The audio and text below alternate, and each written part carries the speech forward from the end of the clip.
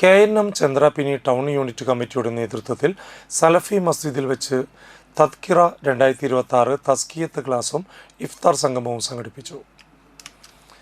Jamia Bustanul Uloom Arabic college principal Amjad Amin Swalahi class എടുത്തു. മസ്ജിദ് ഇമാം അജ്മൽ ബുസ്താനി ഗിറായത്ത് നടത്തി.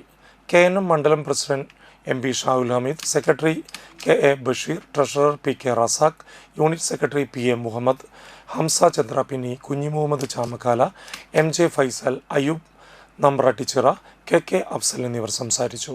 ചന്ദ്രാപിനി സെന്ററിലെ വ്യാപാര സ്ഥാപനങ്ങളിലെ അംഗങ്ങൾ, യൂണിറ്റ് പ്രവർത്തകരടക്കം 100ഓളം അംഗങ്ങൾ ഇഫ്താർ സംഗമത്തിൽ പങ്കെടുത്തു.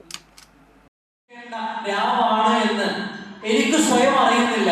കലണ്ടർ നോക്കിയാലേ പെട്ടെന്ന് ചോദിച്ചാൽ അറിയാൻ പറ്റുന്നുള്ളൂ. അല്ലെങ്കിൽ അതൊന്ന് അന്വേഷിക്കണം, നോക്കണം, കണക്ക് കൂടണമെന്ന് നമുക്ക് തോന്നുന്നുണ്ടെങ്കിൽ നമ്മുടെ നീയത്തിൽ സാരമായ അബദ്ധങ്ങൾ സംഭവിച്ചിട്ടുണ്ട്.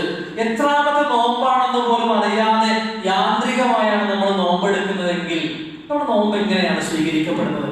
നമ്മുടെ നോമ്പിന് നീയത്ത് എങ്ങനെയാണ് ശരിയാവുന്നത്? നമ്മുടെ നോമ്പ് എങ്ങനെയാണ് പൂർണ്ണമായ ഒരു പ്രതിഫലം ലഭിക്കുന്ന നന്മയായി അല്ലാഹു സുബ്ഹാനഹു വ തആല സ്വീകരിക്കുന്നത് എന്ന ബോധം, എന്ന ചിന്ത ഈ ഒരു സമയത്ത് നമ്മുടെ മനസ്സിലുണ്ടാവണം.